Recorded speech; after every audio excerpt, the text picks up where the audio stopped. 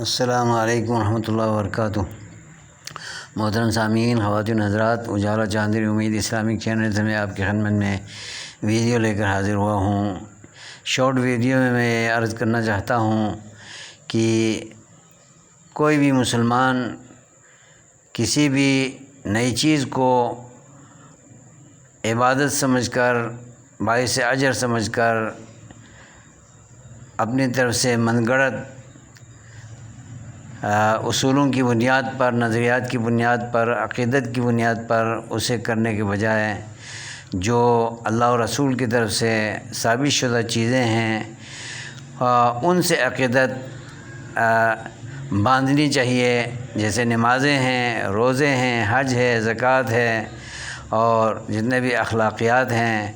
ان سے عقیدت باندھ کر ان کو اپنی زندگیوں میں اپنانا چاہیے، تاکہ بدعات ہم سے سرزد نہ ہوں اور اصل جو عبادات ہیں، عقائد ہیں، سنتیں ہیں، مستحبات ہیں اور اچھے کام ہیں، ان کو کر کے ہمیں اجر اللہ کی جانب سے ضرور عطا ہو، نہ کہ اپنی طرف سے کسی چیز کو عقیدت کے نام سے، محبت کے نام سے، عشق کے نام سے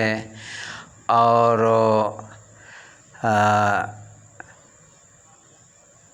تعلق کے نام سے اور محبت کے نام سے ہمیں نہیں کرنا چاہیے، کیونکہ کسی بھی مسلمان کو یہ حق حاصل نہیں ہے کہ وہ اس طرح کی چیز ایجاد کرے اور اسے باعث اجر سمجھ کر، دین بنا کر اس کو اپناتا پھرے۔